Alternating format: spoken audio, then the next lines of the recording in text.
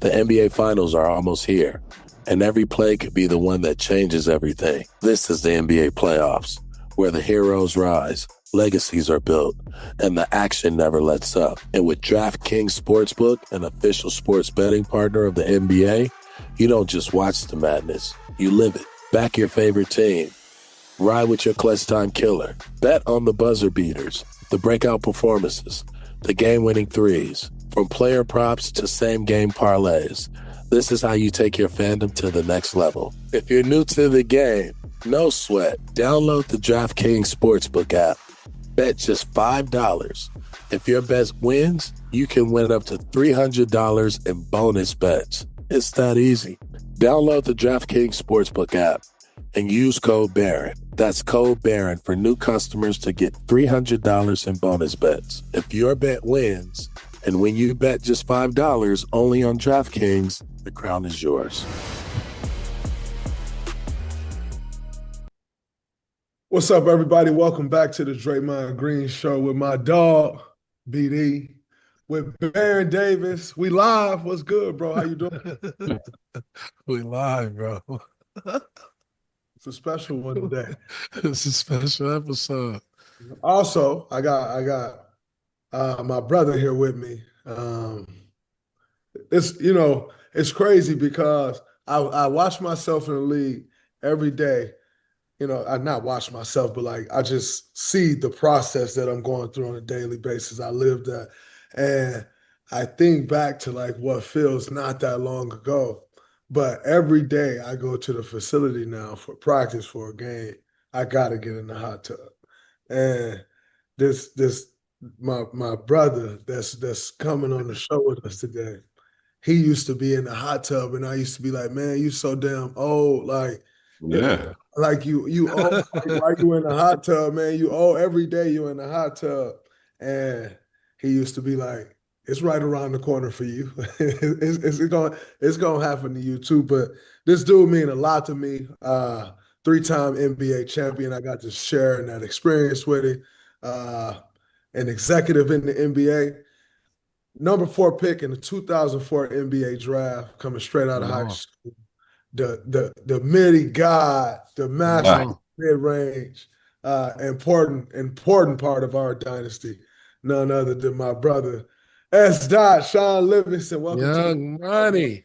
fellas, appreciate y'all having me on the platform today. Yes, sir.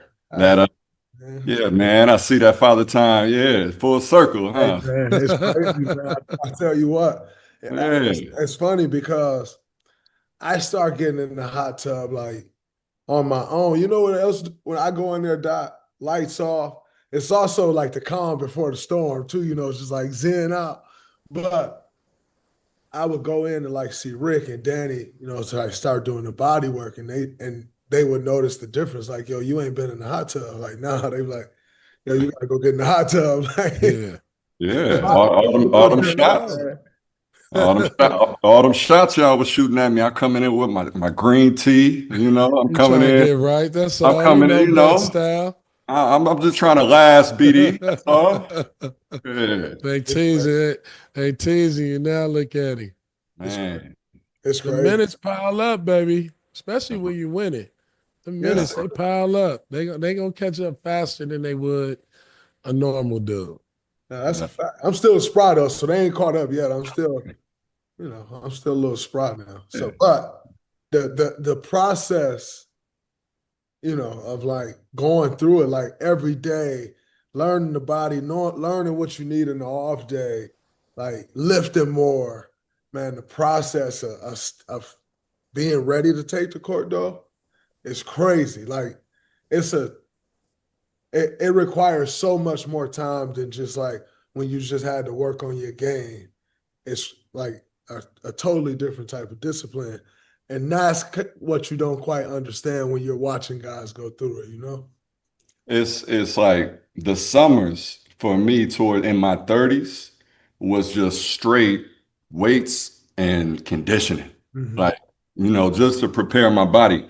And then just, of course, the way I played the game, obviously just getting to the spots off the dribble. It's a harder game. It wasn't a 3-point shooter. It wasn't a spacer. So just I remember it was a game we were playing, and it might have been against the Clippers. And one of the guys came up to me and he was like, "Bro, this towards the end of my career, like the last year." And he's like, "What do your workouts look like? Do you just get in and just shoot all 10 footers, bro? Like, you know what I'm saying? Like, what else do you do? Like, and I'm just like, damn, I had to think about it. Like, damn, That's all I the sauce, though. that's it. I get straight to To it. the point. That's That's the it. sauce. That's it. Like, I want to hit on black. I know I'm hitting Yeah, on black. yeah. I'm hitting. So, but it definitely towards the latter part of your career. Like, yeah, man, you got to think about all the stretching, the yoga, the recovery, all that. So I'm glad you in that seat now. I'm glad Yeah. you in the seat. It's I got a different appreciation for it for sure. Yes, sir. Much different appreciation for sure. But man, we just watched game one of the NBA Finals. I know y'all watched it. I watched it. Crazy. I mean, I think just initially getting into it, Hallie does it again, BD. What do you expect? He does What it do you again. what do you expect? I Bro, mean, I watched it with it's my boy Cheese, BD, and I say, Cheese, he ain't about to do it. He not about to. he about to do it again, bro. Oh my God. Man, it was crazy because they just keep fighting, man. And when Nemhart, I think he airballed the three, Pascal laid it up. It was like, they down one. They just set themselves up. And I mean, Haliburton, that's prime time. That's prime time. Haliburton, he knocking them down. He's Mr. Clutch. He's Mr. Clutch in the playoffs, man. What's your thought on that, Shaun? You watch that? Yeah, man. I mean, I wanted to kick it to y'all because you've been in those pressure situations. Like when you watching Halliburton, do you feel like he needs to do more in that fourth quarter? Are you watching him and say, like, where is he at? And then Yeah. he just pop up, like, like, man, he just and it's something about too hitting those shots in prior series that it's like, okay, I've been here before. Like when Yeah. it comes to me, I'm ready. But I'm watching the game. I hear art. I'm listening to the broadcast. They're like, your best player has to be better. They ready to dig in and Yeah. narrative on them, and then boom, There he you go. right. Like what do y'all see when y'all watching like the last 6 minutes of that fourth for a star player?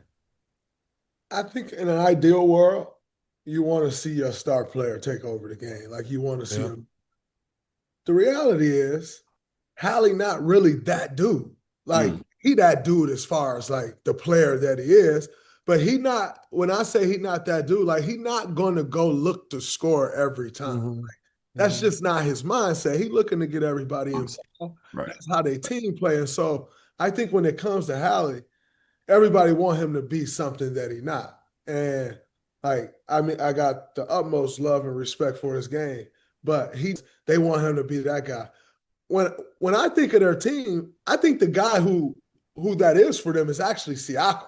Like Siakam is when in the high pressure moments, like meat of the game, 8 minutes to go in the fourth quarter. Hallie gonna give you some games because he got the ball and he making the plays and he just get it going. But Siakam is the guy that they go to settle things down, and that's the role that he plays for that team. So I think, yes, in an ideal world, you're always going to want to see the ball in your best player hands. And what I will say is, can Hallie go get the ball more and get them into more things and be more demonstrative during that window about getting them into things and making the plays? Yes, he could, but They that's don't they hard, man. The ball but they moving. don't rock like they don't really rock like that. Like the and Dray, me and Dray, we talked about this in the Milwaukee series. I said Indiana not scared of nobody because everybody is green. Everybody got a green light. Nemhart got a green light. Neesmith got a green light. Miles Turner can shoot the ball. Obi Toppins can make play. Like they all have they all got a freedom that's different and they style of play. So for Halliburton, he's trying to unleash that freedom. So you forget about him. And I think that's a sign of a good point guard is you forget that he's controlling the game or trying to control the tempo or recreate a tempo. So then when he do have the ball, you like, oh, he cold, he ain't been in the moment, but he almost like setting it up for the dramatic to live in that moment. And he got big, he like big lights. It's only, I mean, it's just certain players that's like that over the history of the league. It's like, no matter how big the moment and the lights, especially when you in a situation you down one, you got nothing to lose, like the lights get bigger and your bravado get bigger. And I think that's especially the type of shots he shoot. Right? The shot he shot against the Knicks, where he went out, dribbled out to the three and shot a three and made it. And now you look at this one, he's just setting the table. And they freedom allow him to kind of be a disguise. So he don't need to push too much. He can be a little bit more aggressive and looking for his offensive game, but the way he operates that offense and the way that they play with freedom, they got other people who make plays. And to your point, Siakam, he's another dude that plays with freedom that you're not really looking at and saying like, damn, man, we got to stop Siakam because he gets a lot of intangibles, offensive rebound putbacks, leak outs, right? Secondary trail, one-on-one ISO pull-ups. So all their stuff is in flow. They're a tough team because they're not scared, and they got offensive firepower. And everybody eats, B. Yes. Man, like I like what you said about him being a disguise, right? Because it's like this is who he is. I mean, that's honestly why I really liked his game coming out in the draft. Because he is a pass first. That's his personality. That is his mindset. I just, I look at him and I'm like, man, okay, Siakam won the MVP for the Western Conference Finals. Is Siakam that effective without Haliburton?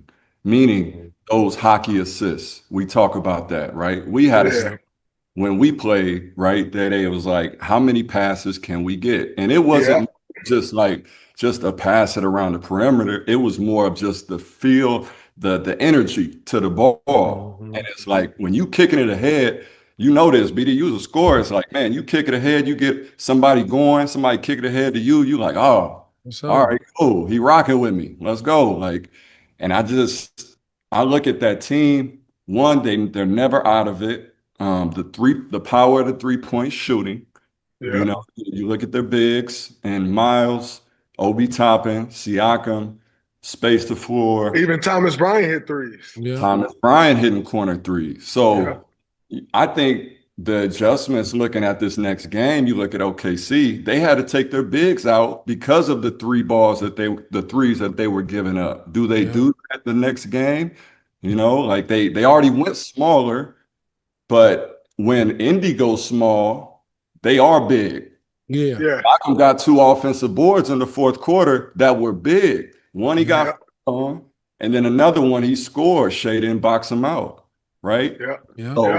And so you just looking at some of those plays, like they're winning on some of those different plays where they have, a bigger lineup when they are small because Miles can stretch, Siakam can stretch. Toppin hit 5 threes, right? He started out a little shaky, but he settled in. Yes, and I was watching, and I'm like, man, Indy, if they could settle into this game, slow down because they play fast, they were still right in striking distance.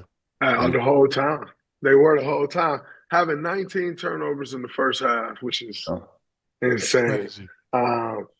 They were still only down 10 points. And I'm looking at it, I'm like, yo, they turned the ball over like this. They got 47 points, and they've created 19 turnovers. That's not good. Like you're not capitalizing on none of that. And I think they ended up with 9. Like they had 9. They had 9. They had 9 points off those turnovers in the first half, and so it never really affected OKC. I mean, Indiana the way it should have, and I think when I look at what they just did, Neesmith 10 points, Siakam 19 points, Miles Turner 15 points, Nembhard 14 points, Haliburton 14 points, Obi Toppin 17 points. Everybody eats. That game reminds me of Game 1, 2015 NBA Finals. And Doc, you were our leader scorer. You had 20, and all the rest of us 17, 19, 17, 14, 15. Steph ain't had a crazy game. Clay ain't had a crazy game. And we won the game that way, which set a tone for us in that series, you know, and they just did that, and regardless of all the things that happened. And so, you know, when you speak on OKC taking their bigs out, my only thing with that would be they had an 8-point lead when they took their bigs out the game. Absolutely. And like, you're not gonna out 3 Indiana. That's not what OKC does. Like, and so, you know, when I watched the end of that game, like, yes, players make plays, but you know, Shaun and both me and Doc, we had the pleasure of having, when you get in that moment, Steve coming through, and Steve is a magician in those moments. The bigger the moment, the better Steve gets. And you know, this Mark Daigneault first NBA Finals game. This ain't Rick Carlisle first rodeo. Rick Carlisle a champion. That's right. And Rick Carlisle made the subs that he needed to make. He pulled Miles Turner at 307 and put Obi Toppin in. You know, that's right. He playing chess, and Mark Daigneault pulled his bigs out and thought that, and went super small. And like to your point, you said even when they small, they still pretty bigger big. than you. Yes, you know that ain't to their strength. Their strength is check. Their strength is Hartenstein, and you got to roll with that. You're not going to outdo them at what they do. And so, agreed. Yeah, and you know what mess, and this what messed the Knicks up. To your point, as Dot is, you get cross match. So when you cross match with Indiana, it creates crazy matchup problems. That's why the Knicks couldn't find no pick and rolls when they had Karl-Anthony Towns at the 5. It's like they flying down the court now faster than you, and the point guard is 6'7". So now OKC, you playing small, but like you said, Indiana is a bigger team. And so when you running back and you cross match, now that's how they didn't call a timeout. You got Wallace or Haliburton, no Lou Dort, right? And so they are, and credit to Rick Carlisle, because you got to know when to make that sub to kind of throw the game off, to throw it in your favor. Absolutely. And they're going to win the small lineup because everybody on their team rebound. Pascal Siakam, he get garbage, dirty, rebounds, putbacks. Haliburton rebounds well from a point guard position. Neesmith, he just flying everywhere, right? And so that's the big difference, is you can't match up with them in transition and set your defense. And that's how they came back. That's a great call out. And honestly, that's how they got those threes, because across match, and again, the power of the kick ahead, right? It's like either you got somebody that can get it off the glass and he can push it, and that's where he's coming in. You remember Steve, like every time, get it out of bounds, push. Now you got a scrambling. Now we got to get matched up. Boom, open 3, right? Or you got a big trying to run down to get a block. No, you're on a 3-point shooter. You need to stay home. Now Obi Toppin, boom, 3. Miles Turner, 3. So, and I noticed it as well in the beginning. I don't know if you caught it, but OKC did change their lineups to match up. Yes, and sometimes there is, you can outsmart yourself trying to match up with the other team instead of making them play your way, right? Right. So it's going to be interesting, this chess match, to see what they come back with in the starting lineup. Go ahead, BD. No, because I was going to ask y'all a question. My question is, to that point, are the threes hurting you enough where you sticking to your big lineup? Did the threes hurt you enough? Because you still, like Dray said, you still got an 8-point lead with 3 minutes to Correct. go. So is it really hurting you for you to make that adjustment when this is your bread and butter? And BD, again, those are the questions that coaches, they can't sleep at night. That's when you go back to the huddle, because it's like, yo, man, like we had a lead. We were right there. What were the errors that we made? Now we can we can over adjust, right? Mhm. We can over adjust and start trying to do things that are outside our comfort zone when, really maybe it was it was a loose ball. It was a offensive rebound. Look, we got to get this board. We have to win this possession. The ball is gold, right? They were winning the possession game. And then towards the end of the fourth, again, Indiana was making all of the right plays. And then you watch Caruso foul, put Nimhart at the line, right? Stop the clock. Little things like that where you have the lead. Those are mental errors. And Caruso's a champion. He's a vet again, but it's like those are the things that you inch closer. Now you give them a chance to win it at the buzzer when probably shouldn't be in that position anyway. No, that's a fact. I think when I look at this game, if you're Indiana, you didn't play well at all. I mean, you played pretty bad. You win. This is the best way to win a game one in an NBA Finals, in any playoff series, but especially in NBA Finals, and vice versa. If OKC could have actually hung on, it would have been the best way they could win game one. And here's why. Steve would always tell us this. Steve would always say, I'm happy we didn't blow that team out. Because if you blow that team out, now you got to face added steam when they come out in game two. They come and naturally you relax a little bit because you feel like, 100%. oh, we good, if you blow that team out. Indiana didn't play well at all. They steal this game. And now they come back with a free swing in game two. Right. That's a tough position. Like we saw the Knicks do this last series with Indiana. That was the last series, absolutely. Now, all of a sudden, Indiana come out in game two and they're on fire because we know they're capable of that. Like we know they're capable of coming out in game two and being on fire. So now if that happens, now you're in trouble. But here's the thing. Where I'm not happy with the substitution, the change of the lineup is you made your adjustment before the series started. Yeah. Like that's something you go to. You go into game one, you roll with what you know, you roll with what you've been doing. Like you ride with that. You don't make your series adjust. You don't lay your trump down, your trump card before the series even start. So now your adjustment is to go back to, like you making an adjustment after game one that, like you go 2 games with your star lineup before you like, I won 68 games. That's 68 games. Yeah.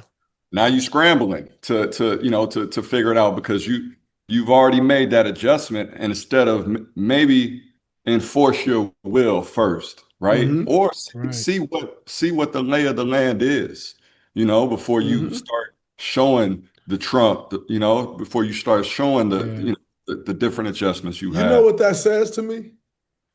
That tells me y'all know y'all heels already. Yeah, but even a step further than that, that tells me that coaching staff is not confident in how they've looked in these playoffs. Because that means like Indiana ain't thinking about changing their starting lineup because they are very comfortable with how they've gone through these playoffs. That's how they got there. 4-1, 4-1, 4-2, right? Like they feel very confident in what they're doing and how they got. And what that says to me is OKC don't really feel confident in how they got here. And that's a very interesting thing to me just to watch. I don't know about it. I don't like that at Yeah, all. I mean, I'm gonna draw a reference to We Believe because Hmm. before the series, Dallas changed their lineup, Hmm. and the whole thing was, are they gonna stay big? Are they gonna go small?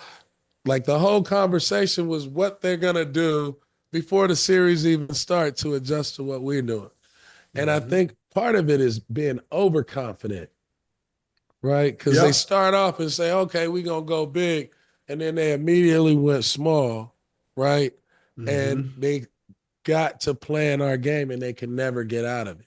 So when they Hmm. tried to go big, like we had already figured that adjustment out. Yeah. Then when you go small, we already got like that's our pace. And back to Indiana, Indiana gonna win the small big lineup. The Absolutely. big lineup, you already took yourself out Hmm. because you're not weighing in on the positive of the Harkenstein. You're not weighing in on the positive of what Chet is gonna bring you. And so when you get to that moment, I'm up 8. Okay, we gonna spread the floor, and SGA gonna go to work. Williams gonna go to work. The floor gonna be spread, but Indiana plays basketball like that. Yeah. That's their OKC brand don't of finish basketball. games like that. You Right. don't Hmm. finish games like that. So you're already off balance. And I think sometimes it can be overconfident to think that, all right, like we can play any style. Yeah. And So you come, so go so ahead. let me ask you, yeah, so let me ask you, right? Like as if you see that you on the other side, you're Indiana, and now you're seeing the matchups, does that give you confidence like, oh, they already adjusting to us, right? Like when you went in, Dallas made those adjust, are you Yeah. thinking like, okay, they can't they're trying to play and catch us. So does that give you confidence as a player, right? Yep. Coming out? Yeah, Yeah, yeah, because you've figured out how to beat them right, Hmm. the way right. you play. So if you can play, you're more confident saying if I can control the pace, if I can control the style, then they can't beat us playing our style and our pace. If we can stay with them with whatever they do, we prove that we can come back. If we can stay with with them, then we got a chance to win it. So your confidence meter, it just go up. Like you ain't even thinking about Indiana not thinking about losing Hmm. Yeah. at all. They're not Yeah. Hmm. thinking about like whatever adjustments that they're making, it's an adjustment to win. Right, OKC Yeah. is trying to figure out how to win.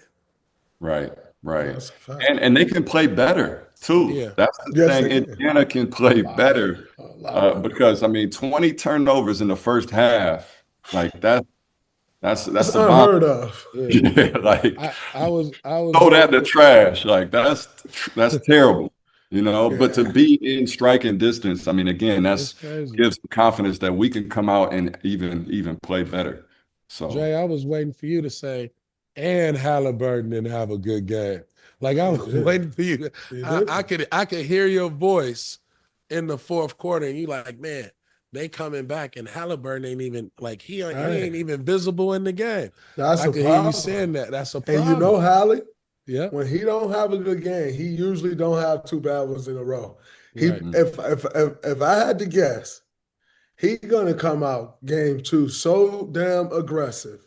He gonna Hmm. come out firing. He gonna come out downhill. Like Halliburton is like He called. Halliburton is like Peyton Manning. Like the last thing you want Peyton Manning doing is playing with a lead. Like Peyton Manning get to play with a lead and he get to dial up anything he want to dial up. Good luck. Like mhm. because you put him in these situations where he can run, he can pass, he could Hmm. get to the line, audible, watch what you audible into, audible again. You trying to audible, he gone. Like the last thing you want to do with Peyton Manning is put him in that position to just be free swinging and doing what he want to do. And that's now the position that Hallie is in. And he gonna come out firing. And It's just that's it's trouble. interesting to see that he came out the first half. I think he took like 5 shots. Mm-hmm. Shea took like 19. Yes, he did. So, you know, I'm thinking to myself in that first half, man, like one of them setting the tone for what this series is going to look like, and then the other one is just trying to feel it out, right, Mhm. and catch the flow. But to your point, BD, the way that they played all year long, right, like sharing the basketball, trusting each other. There's something about the energy in that, in that system to where when Yeah. you can constantly sharing it, it's going to find you. And in those moments, who they give it to? Yeah. Like Nembhard hit big Them shots. are big Yep. Like shots. Nembhard hit big Neesmith shots. hit a big three. Yeah. Neesmith, They ju- Siakam, but they just know. They just and I no, was right. I was gonna say this is when he has the rock in his hand, he's you don't expect a turnover. You don't expect nothing bad. You figure you're gonna get a really good shot. We're gonna get And the something. whole team knows that. So him had like Dray saying the Peyton Manning analogy is, him with the lead is like he gets to start picking his poison, like how he want to serve up dishes. And going back to the turnovers, he not turning the ball over down the stretch. He not. He's solid. Yeah. He's Right. solid with that rock, right? Right. He's For solid sure. with his decision making. And I Right. think that's what Shai needs to kind of pick up more for OKC. You gotta be more of a playmaker. You gotta be on your defensive grind. You can't just score the points on this team because they can all score points. You're gonna Absolutely. have to make plays you're gonna have to make your big guys more valuable Mm-hmm. in this series in order for y'all to win. SGA, to your point, he finished with 38. Made 14 mid-range jumpers in game one. Island, boy. He, 580 here. he lead the league in mid-range jumpers. He shoot the mid-range at 51%. Oh, Obviously, I oh, watched you destroy guys with the midi, get old fouled man every game. time. Every game, once a game, at least you're getting fouled on the midi. Yeah, yeah. Do you think that ultimately it can still be as effective versus the threes in today's game? No. You need a diversity of play in today's game. And I say that because of just the way the game rules have changed. Mm-hmm. As well. And then the way that we prioritize the analytics in today's game.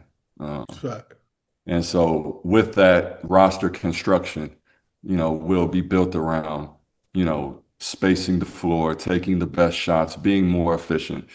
And, again, we come from a different cloth a little bit, from different eras of how we played inside out, right? And that train's left the station, fellas, and it's not coming back. I think I think you had Jokic, you got Embiid, you got guys that are dominant in the post. But again, these guys can shoot threes, right? And again, they can play make out of the post. So you look at what SGA does. He had 38. How many threes did he take? He took 6 threes as well. Yeah. Right. So, he can also burn you off the dribble from the 3. You gotta respect it. So now he can get you on his hip. And for a midi guy, that's where you want him. Yeah. On your hip, create space, get to your slot. And it was looking beautiful out there. But no, I think you definitely need more diversity in play because of how fast the game is now. And you got to keep the defense guessing. Yeah. I think you speak about getting the guy on your hip for the midi.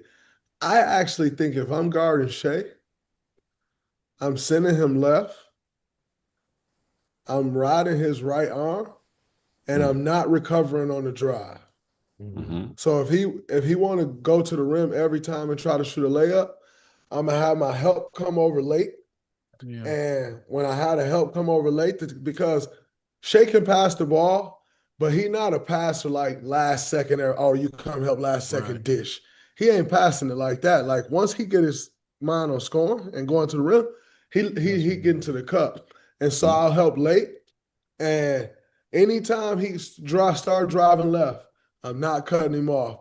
We used to do it to J.R. Smith dot because he wanted to step back. Obviously, Shai's a totally different player than J.R., but it's certain guys, Lou Will, where you don't cut him off because they looking to stop and shoot the step back. And Shai is like that. And if you get your body in front of him, he gonna shoulder you. And if he miss with that shoulder, he gonna forearm you, and he get up and he get away with that.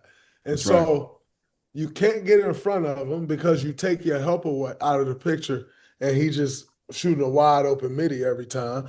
I think you actually should ride the hip on him. When we played Boston in the finals a few years back,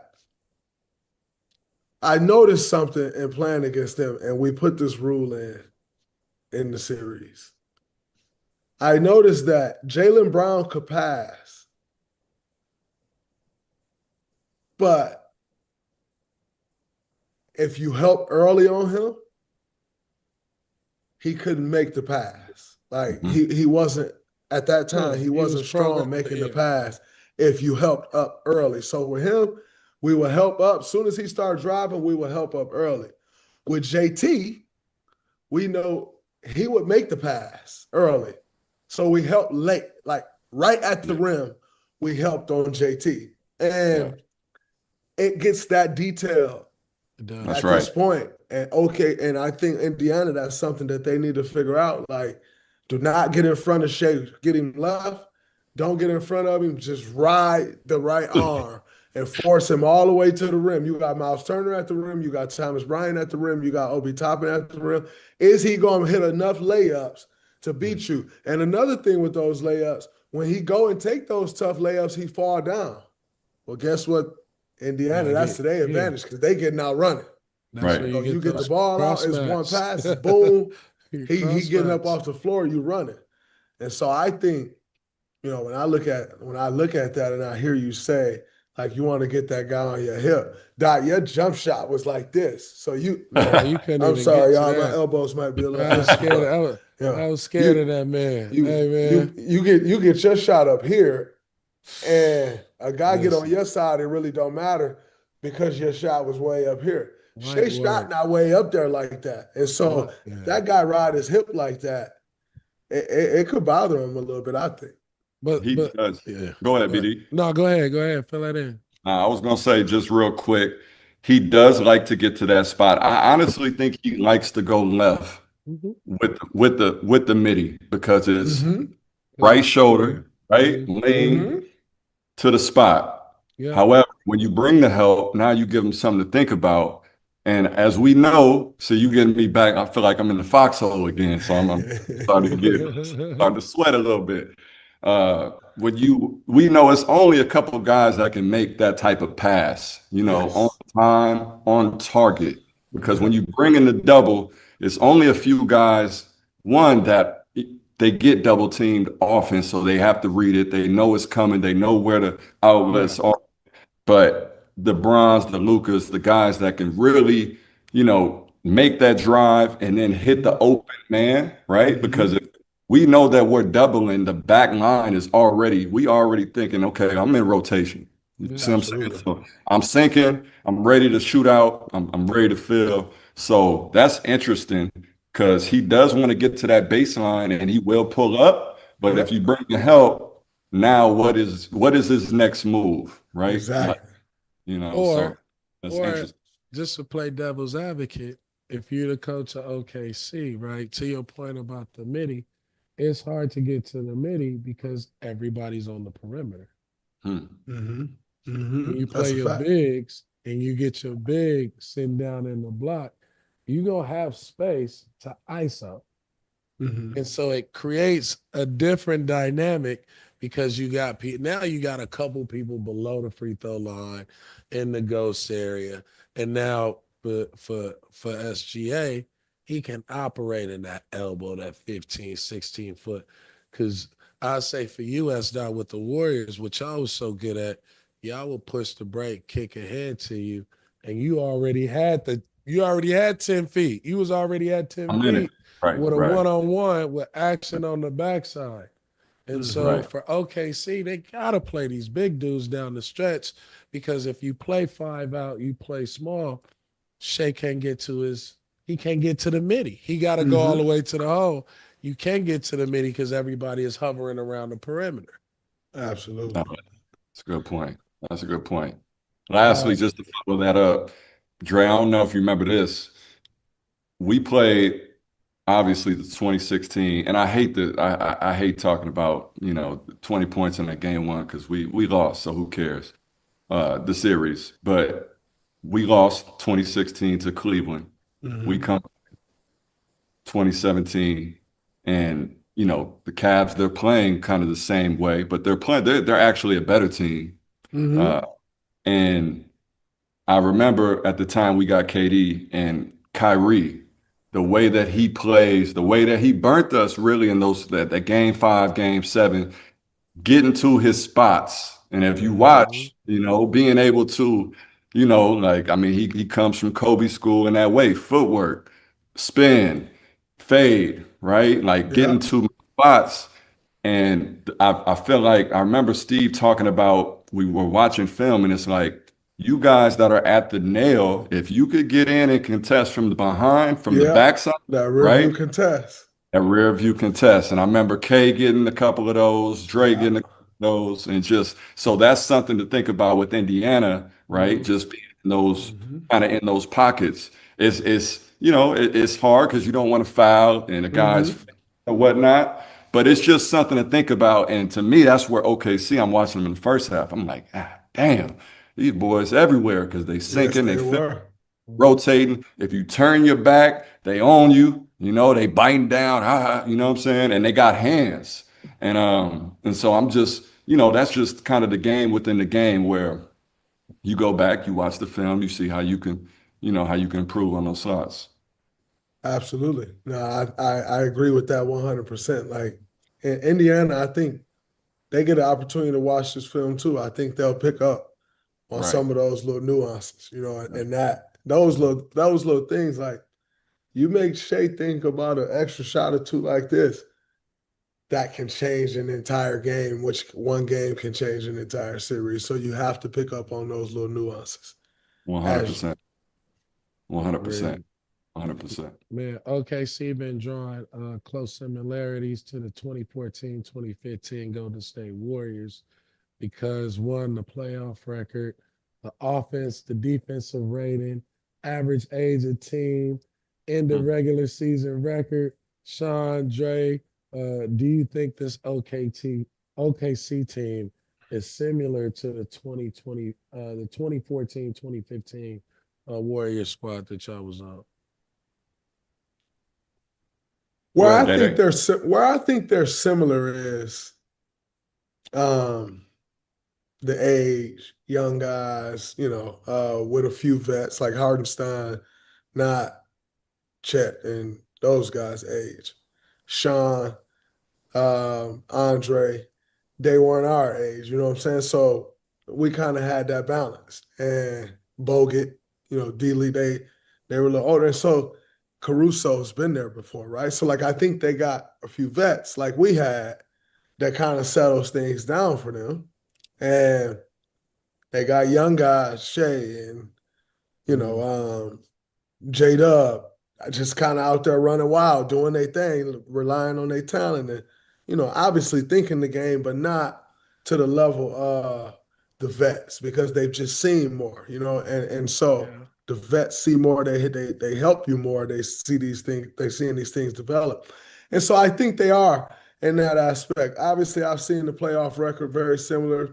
Uh offensive rating, I think we were number one. They're like three.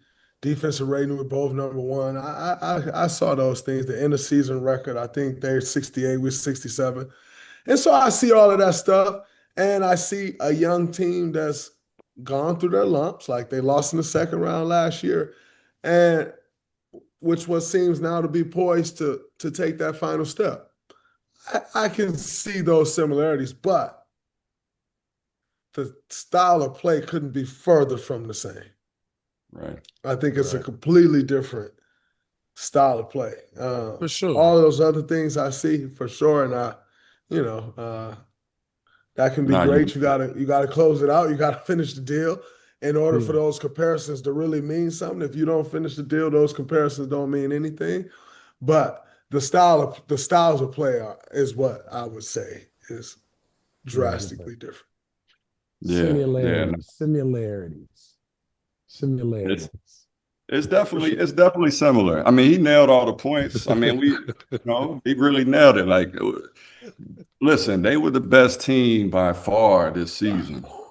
By far. And honestly, watching them too, they did not take games off. Mhm. Like that was one thing. If they were supposed to beat a team that they were a lot better than, they beat the dog shit out of that team. 30. Right? Yeah. Right. No, for Right. sure. And so the habits that they were building, that's what I watch and I see. I'm like, okay, the steps. I think when I came to this team 2015, I had come from playing with Kevin Garnett, Paul Pierce, Joe Johnson, Darren Williams. These guys were kind of already cemented in their careers, former champions, veterans. They had a mindset about winning where they expected to win. When I came to Golden State, they had already tasted winning, and I felt like they wanted to win. And I had never been further than the semi-conference finals. Dray might have been to the conference finals, but none of us had been to the finals. Similar to this team with OKC. So Yep. watching some of, again, I was interested to see who is going to settle into this game tonight, and then where, is the lights going to be too big? Which team is the lights going to be too bright for? But watching OKC towards the end, it does remind me a little bit of our first year going, when Kyrie and Kevin Love went down and they went up 2-1, right? And it's like we're not, like again, they probably should have won this game, OKC, right? For 1000%. sure. And so watching the Pacers come back, you start to see a little bit of that inexperience, even maybe on the coaching side, and not Yeah. the shots, but again, this is new. This is Yes. and this is now you filling it out, and you can only get this by going through it, right? Facts. So Ain't that no part, William. absolutely. So like that part now, reminds me, and those are the similarities to where, okay, now we got to figure it out. Now we got to figure out how to win, right? Like in these moments too, when it matters. And I think watching them, they have all the ingredients. Obviously, they're the favorites, but like you said, you got to walk the walk now, and it's one thing to do it. And just last point on that, when we came in, again, none of us had any experience. Bron had went to the finals, what, 6, 7 years in a row, so 15, he went in Yep. 11, 12, 13, 14, then 15. That was his fifth year in a row. fifth Yep. year in a row. And I just remember I'm coming off the bench, so I'm trying to catch the flow of the game. I'm watching everybody's energy. And I'm just seeing just the difference in how he's approaching, orchestrating, just the calmness, the poise, right? Like, and it's contagious. It kind of trickles down, if you will. And I think we were searching for that, right? Because I mean, it's Steph first time, it's Clay first time. They 26, 27, like, so nobody had that experience. And but I think, again, this is character building for OKC. So we'll see what they do with it. 1000%.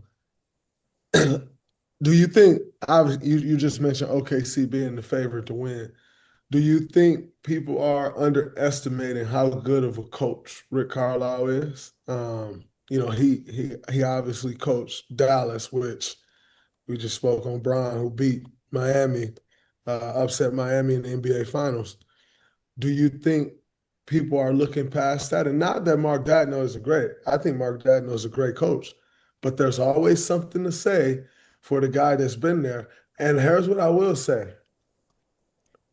Rick Carlisle is coaching for every coach that has won a championship, because I'm gonna let y'all in on a little secret, folks.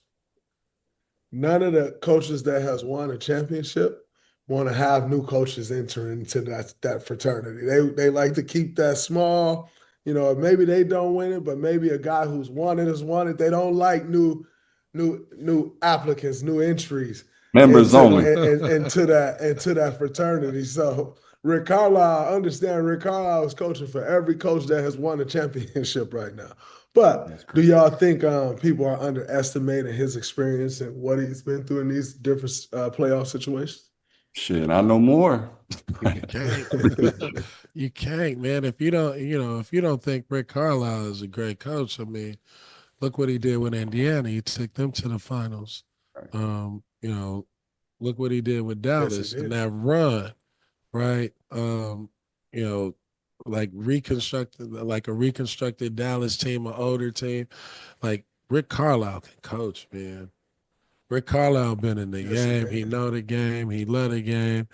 Yeah, and you can see he's not afraid to make adjustments.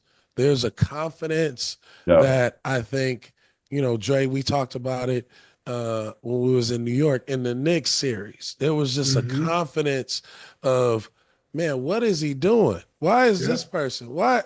And it just worked. He plays 10, he may play 11. He has so much confidence, and his players have so much freedom that they over-index. Obi Toppin tonight, 5 threes, right? Is it a genius move? It's the move he made, right? And he's not afraid to make those moves. And I think everything he does is calculated and being in that moment, he has scripts that he can pull from. Yeah. Right. He has an old playbook that he can pull from and say, maybe this will work, as opposed to OKC, where, hey, we had this in the playbook and we had this before the game. If this happens, we can go small and we can still win this game. Right. No, that's a fact. I think when I look at this Indiana team with Rick Carlisle, Dot spoke about our first time doing it. And how none of us had done it, and he spoke on the levels that we had played on. The one person that had been through it out of all of us was Steve Kerr. And he was the one that was kind of telling us, hey, fellas, this is going to be a little different. On this day, you're going to have to practice at the arena. We don't really practice at the arenas. That's going to be different. He's like, when you go out to shoot, there's going to be 1 million people around the court. Like it just kind of throws off your routine a little bit. You will have the hunch to start going to talk to people. Stay locked into your routine. There was the opening practice the day before where the media come into your practice. Like he's kind of telling us all these things, preparing us for this moment. Whereas I don't know if OKC has it in Alex Caruso, but having that in the coach, like it's extremely calming. Like Steve would just be like, all right, we cool. Like, oh, that happened. All right, no problem. Like, we'll do this now. And the confidence he would have trickle down to us. You know what I'm saying? And so they got Rick Carlisle, who I can see is doing that. He's cool. The other side of the pillow. Siakam's obviously doing it, and that team is feeding off that. And I think that's a dangerous thing to have, and the experience that Rick Carlisle can pull from. And that playoff run alone, he went through the Lakers with Kobe. Yeah. He went through KD, Russ, James Harden, OKC Thunder. Okay. And then they played Braun, Wade, and Bosh. And in all of those series, they were a combined 12-3. Like Rick Carlisle know what he's doing, and he showed that with some of the chess moves he made tonight. And I'm looking forward to watching that matchup amongst the two coaches, the chess moves that they've made throughout the course of the series, because I think that's going to be fun. Absolutely. And don't forget, I mean, I'm taking it way back now, but this man was with Indiana when Larry Bird took the Pacers to the finals. Right. So that was, I mean, we talked 2000, but again, just that experience is invaluable. And hitting on that with Steve, it's like there's nothing like going through it and then having someone give you kind of the blueprint or snapshot of what to expect, from a leadership standpoint. So No, Yeah. it's gonna be I interesting feel to like see. Carlisle was in Detroit too, wasn't he? In Detroit when they made their run there. Conference finals. Yeah. Conference finals. They went to a couple conference finals Yeah. with Rick Carlisle in He's Detroit, and seasoned. then they He just fired him and let him go and brought Larry Bird and that's Larry right. Brown, Larry Brown and in. they won the Yes. finals with Yes. Larry That's Brown. yes. I Yeah. remember, yes. He's That's right. seasoned now. That's the thing is, he has he got a lot to draw from. Right. He got Mm-hmm. a lot to draw from. And I like watching him coach because he make in-game adjustments and he's not afraid to make those adjustments, switch those adjustments up, because a lot of times coaches don't have counters for counters. Mm-hmm. Mm. Yeah, Right? They have that's a scripts fact. and they have game plans and they go off their script, they go off their game plan, and sometimes you don't have a feel for the actual game or Yeah. not paying attention to the actual game if it's not going to your plan. And Rick Fact. Carlisle is like, you know what? Hold on, this is not going to our plan. Let's switch it up and see if we can find tempo. Maybe we can control tempo and give ourselves a chance. Maybe we can shoot more threes or pick up the pace, right? You got to have a coach like that, especially in the Absolutely. finals. And Steve Kerr does that too. He did that a lot. I watch y'all make adjustments. I watch y'all make lineup change, not so much lineup changes, but matchup changes. Start working through other people, working through other matchups, just to get the Steph, Clay, Katie back in script, right? Just to Mm-hmm. get the 3 Right. points hitting again. And so you have to have these counters and counters for the counter to be able to keep you in flow. And it's just hard to bet against Rick Carlisle because he battle tested. There's Yeah. something to say too about being poised. And I don't, again, I think this is very underrated from just a human component. You in that head coaching seat in the finals, there's a lot of pressure. But again, this is where that experience comes in to empower and stay with the guy when he messing up. Mm-hmm. Mm-hmm. When the Pacers came out again, they would turn the ball over, and I seen it was a couple guys that was a little shaky, and again just throwing the ball around, and that's okay, it happens.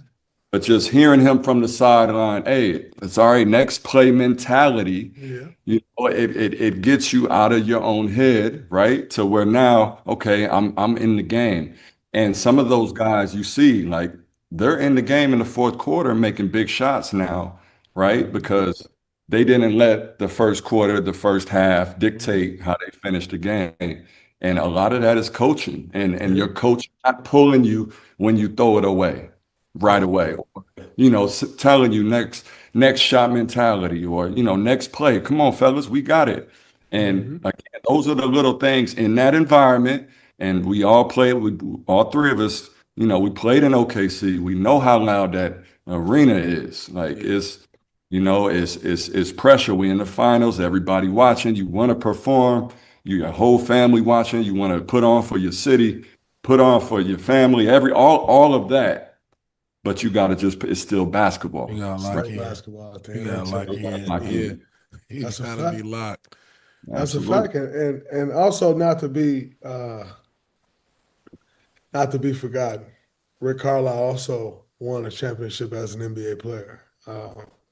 So With the Celtics, right? you at the Celtics. So Fun he fact. he a champion through and through, and That's he's right. showing that poise. But before we continue with more basketball talk, we have to mention that if you care about NBA history, you need to check this out. One move changed everything. The all new series, The Grudge from Vice Sports, is a must watch. This week's episode takes us back to 1995 when Pat Riley from the Knicks, not in a when Pat Riley left the Knicks, not in a press conference, but a fax. Then he joined the Miami Heat and created the franchise we know today. That one move lit the fuse on a rivalry that would define both teams for years. Relive these twists and turns and look behind the curtain of what was really going on. The finale of The Grudge unpacks every angle, the betrayal, the bad blood, and the battles on the court that follow. Watch The Grudge finale Wednesday at 10 p.m. Eastern, only on Vice TV. Find your channel at vicetv.com. Move around the league a little bit. Conversations has been going around the league about big name players like Giannis. And like, does that And player you said- need to and go you to a s- bigger market? No. Does the All player right, need to we go gonna to do a that. bigger market to become a superstar? Guys like Shaq say a bigger market doesn't matter. However, Stephen A believes that market size doesn't matter to only transcendent players like Shaq. Do y'all think market size matters when it comes to becoming the face of the NBA?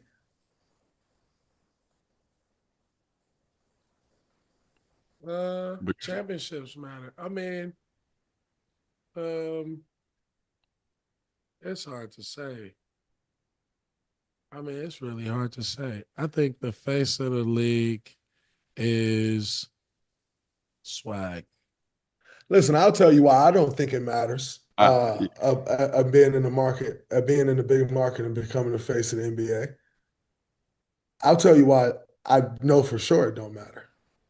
Because LeBron James became the face of the NBA in Cleveland, Ohio. Yep. And that's not a big market by any stretch of the imagination. Different. So I think you have to be that great. And I think what more so this brings up is because Stephen A was saying like the pressure you get when you playing in New York or the pressure you get when you playing in LA.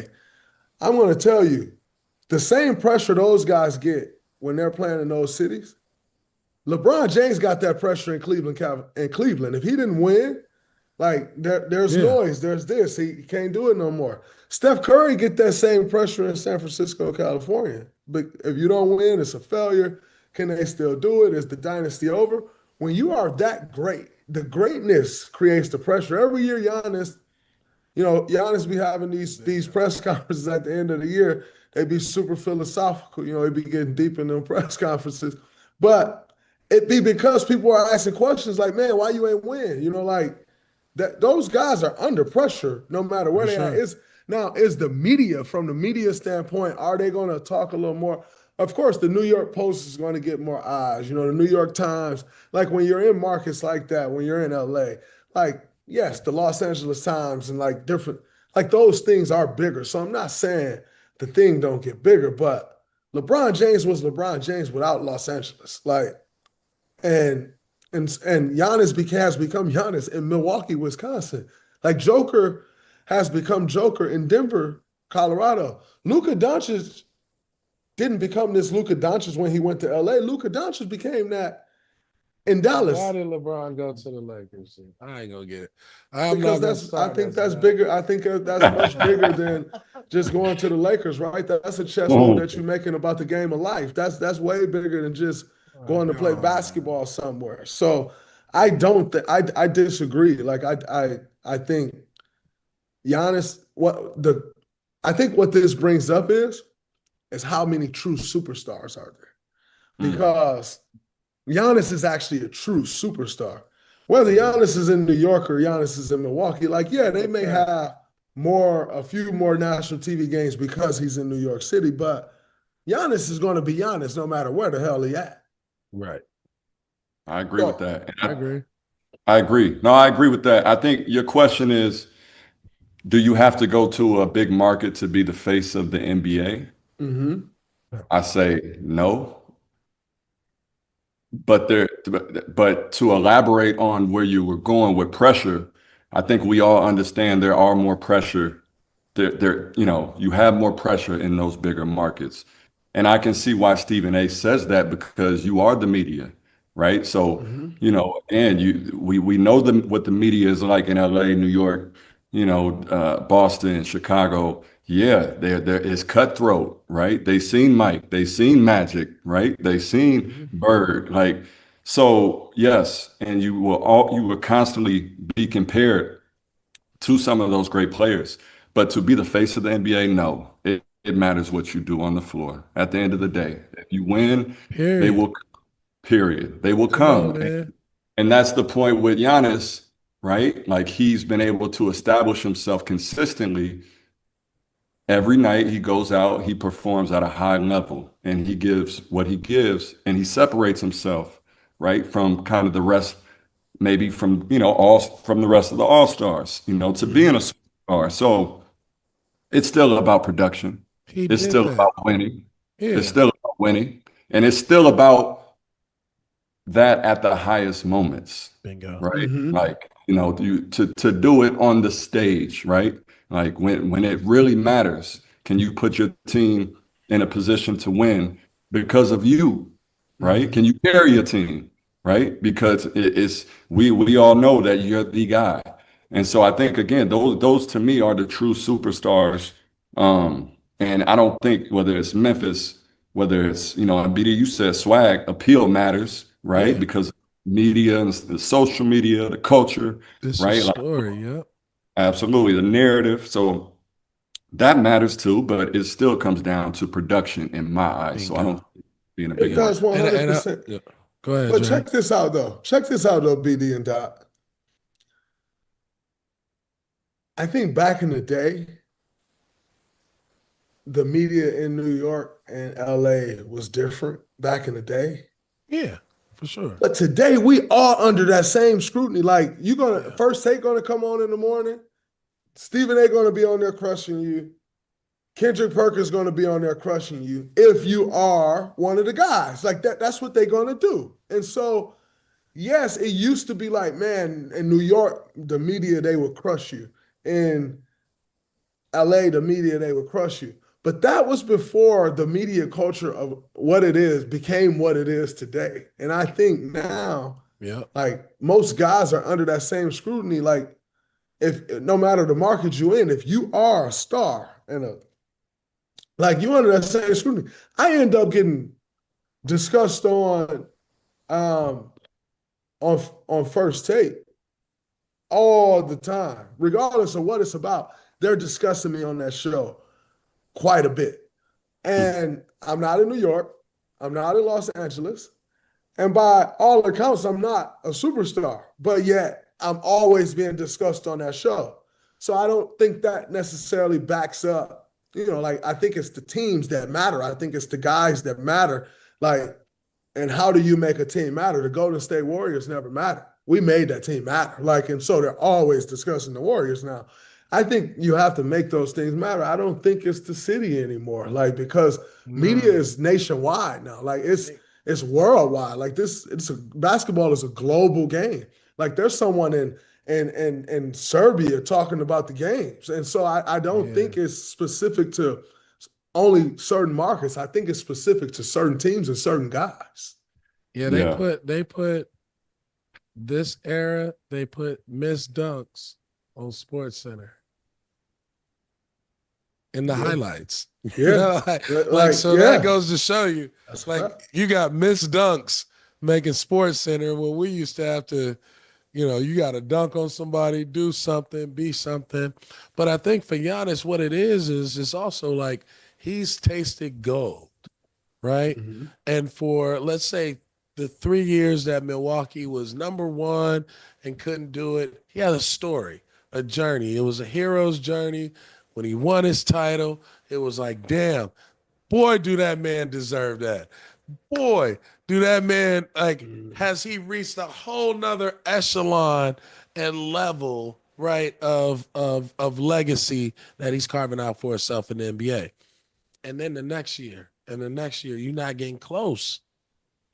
You're getting further and further away from that championship. So I think for Giannis, it's really they're not a contender. Mhm. They're not really contending. And so for him being a the finals MVP, like being able to taste that, like he had a great run, back-to-back MVPs. Everybody was talking about Milwaukee. Milwaukee was the talk of town. But when you're not winning, then in these small markets, it's hard to be seen and discovered. Like it's hard to be a face of the league. But to your point, Jay, everybody got media. It's just now it's like for Giannis, he gotta be on a winning team. because Is that team in New York City or Los Angeles though? Like, does it have to be there? Because that's kind of what they were no, getting at. It's like he just got to be on a team Los that Angeles and New wins. York. Yeah, he just got to be on a team that wins, right? Because I mean, you can say playing in New York gonna make you a bigger star. It's gonna get you more endorsements. You gonna have more shit to do. But if you're not winning and you're a superstar at Giannis level, it don't matter where you go. You go to Lakers, you can go to New York. If you don't win and you do the same thing you did in Milwaukee, it's 10 times worse. Yeah. Absolutely. Right? It's 10 times worse.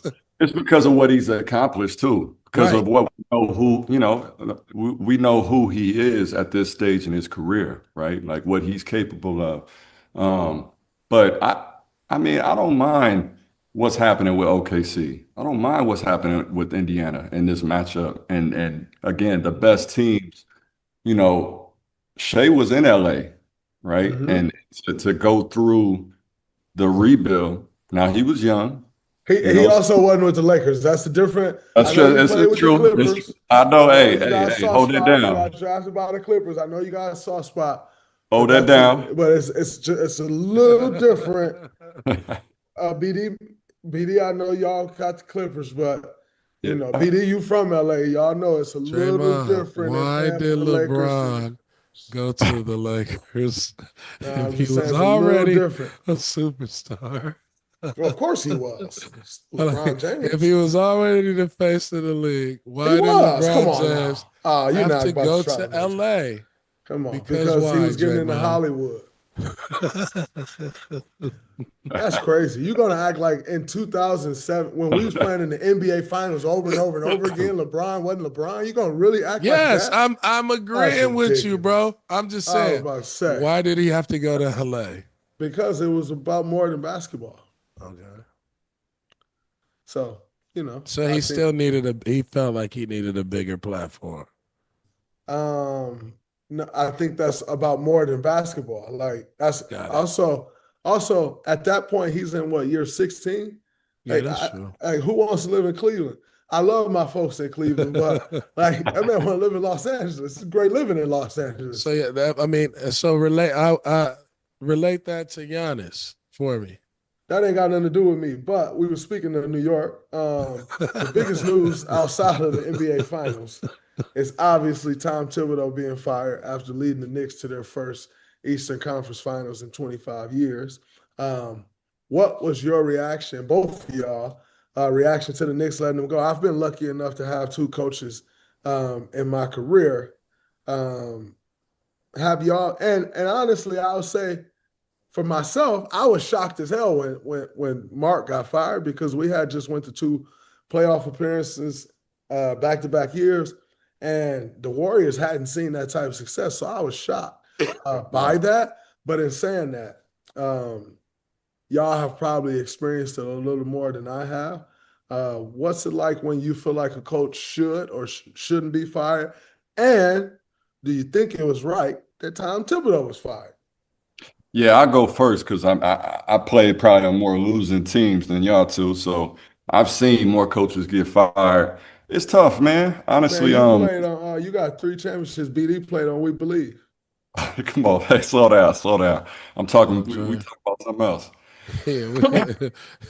I told him he'd be coming on here messing with me, and then I started shooting back. And now people wake up lucky, Doc. Right, you know what I mean? Oh, you're right. Doc. Some people wake up lucky. You know what I mean? So some people wake up lucky and shit. You know what I mean? Some people wake up in the fucking in the nice cedar side nod.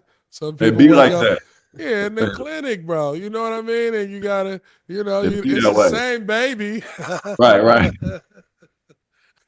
There's just certain babies is handled with care. Hey, man, it be like that. It's like that. We ain't gonna honestly, separate us, bro. I'm looking at the situation with the Knicks in New York. I'm like, he's taking you to the playoffs, right? He was a coach of the year. That obviously doesn't matter anymore. We see, guys that get fired the next year after being coach of the year. But again, after what they've been through probably since I've been in the league. They haven't really been relevant, as far as really believing that they can have a chance to win a championship. I think this is the closest that they have been. And I think you attribute that to Tom Thibodeau, right? Obviously Jalen Brunson, you get him. I think he goes to the Knicks because of Tom Thibodeau. And I look at these teams, and I played for coaches in similar fashion that because of the way they coach, they will turn a team around. Tom Thibodeau is known in Chicago when he was with New York, Minnesota, like of turning a team around, and they play playoff basketball in the regular season. And that's because of the habits and how he coaches, his teams. Like they practice, right? Like we all know that, like he practiced, pretty much probably, I'm not going to say every day, but this man, like, again, he's from the old school. So in that he's not really a coach that's going to make a lot of adjustments. He's probably a coach that's going to make you play his style and his brand of basketball. Right. Now, does that lead to, right, maybe, the organization thinking that he should do things differently? Can you not be on the same page with the organization because now, like, are you, is he too stubborn in his ways, right? With some of the ways that he operates. Those are the questions, like over the course of each, each organization he's at. They're getting to the conference finals. They're winning 50 plus games every season. These teams have been successful under his watch. And again, sometimes you overcorrect. I think you look at the Phoenix Suns when they had Nash and those guys, and they kept getting to the conference finals, and now you go and you trade for Shaq, and you go and you do all these different things and try to switch up, and you're right there. And sometimes, sometimes it takes a little luck. Sometimes I'm not, like Absolutely. ball needs the bounce. Like look at the shot Haliburton hit the first game of that series. If he doesn't hit that shot against the Knicks, right? Like, is it a different series? Like, so all those little things that you question, you say, okay, well, it's the coach. And that's the hard part about the NBA because the gavel will fall on the head coach. He's the first to go. We know that. And now who do you bring in to say, this person, whoever they are, we expect them to take us not to the conference finals, to the finals, right? I think that's kind of the expectation that you're setting as an organization by firing Tom Thibodeau right now. Yeah, I would say there are always regrets when Thibodeau leaves because there's a huge part of him and his DNA that got you to that, right?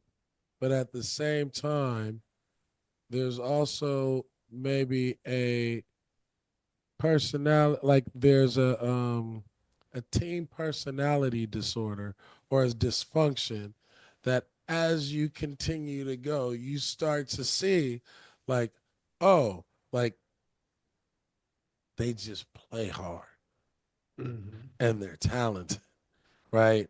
And you start realizing that in order to get over that next hump, you gotta have that Thibodeau personality and that DNA, but you also gotta have somebody who is paying attention to the game. And when we watch the Knicks, the reason why I'm looking at it, and I said at the beginning of the season, Dray, that you can't play 7 guys the whole year. That don't work. Yeah. And so at some point, this is year 5 for Thibs. OG Anunoby, Mikal Bridges, Josh Hart, playing all them goddamn minutes. Next year, they're going to be hurting. Cat hurt. Catch up to you. And so you run the risk of, it's just a fine line because, like, you run the risk of, like, damn, we was right there. Thibs got us right there. We bring a new voice in. Maybe he a little bit lenient, but maybe that ain't what they need. That's a fact. You feel what I'm saying? Right. I mean, That's Dray, a fact. we Right. talk about the Knicks tape. all year. Maybe that ain't what they need, or maybe they're one or two players away.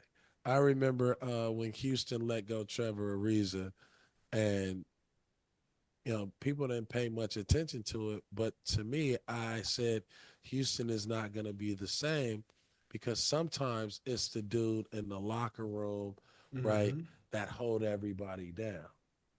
That's a fact. No, that's a fact. I agree 1,000%. I think what just happened to Thibs is this, and you see it quite a bit in the NBA these days, due to in part to I think the success that we had and on that run with Cleveland and the dominance that was going in the NBA at that time. All the conversations nowadays is just championship, championship, championship. And in turn, people try to ignore the process in getting to a championship. That shit is hard and it takes time. And the timing is different for many people. Now, if you're firing Thibs because you just think ultimately like he ain't the guy to get us there, that's one thing. But if you're blaming him for not winning a championship with this team, that's not the right thing because that's not a championship roster. I don't believe that the New York Knicks, as currently constructed today, I don't think that team can win a championship. I don't give a damn how many players team Thibs play all year. I don't think that team can win a championship.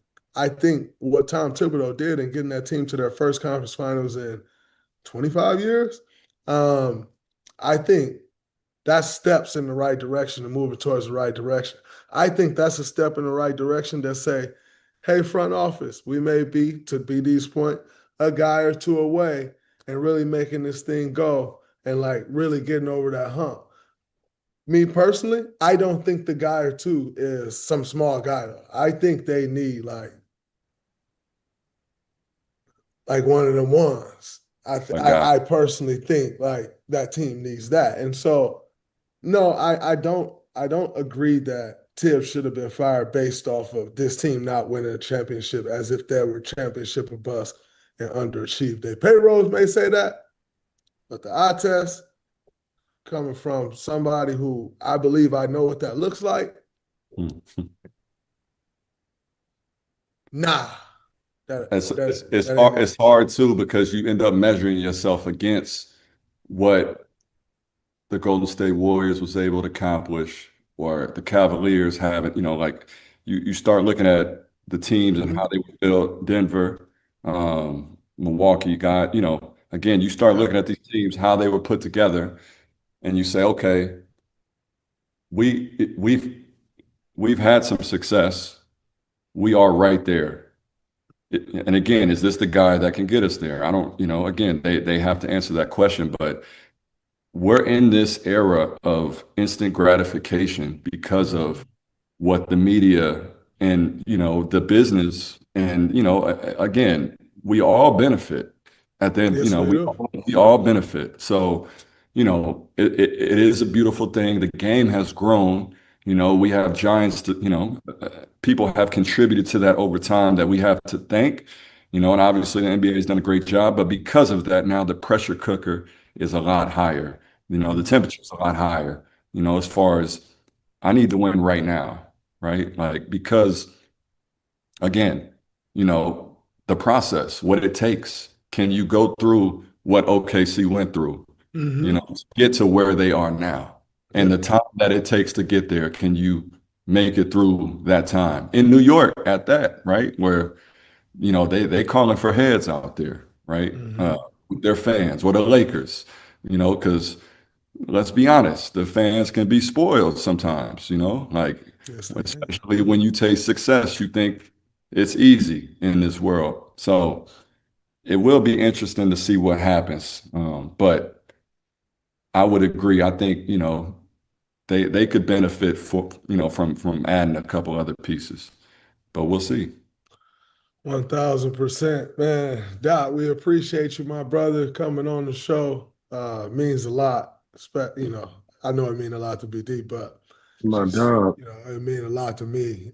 Just having an opportunity to share the time that I share with you, and come on, chop it up after the finals. Before you get out of here, who you got winning this championship, my dog? Oh man, don't do that to me. Who you got? Get your pick 'em. Do that to me, man. We out here in the West, man. So I'm gonna go ahead and stay local. I'm gonna stay local. Yeah, stay local. Okay, so you gonna clean it up. Man, Young Money.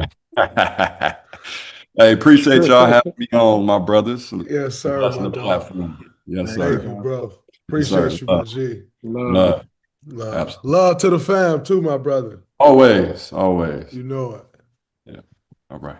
It's our first live one, man. Congratulations, Jay. You did it. Appreciate We you, got brother. through it, bro. That was great. cool. Well, I do got a couple more questions that I want to run by you before we get off, but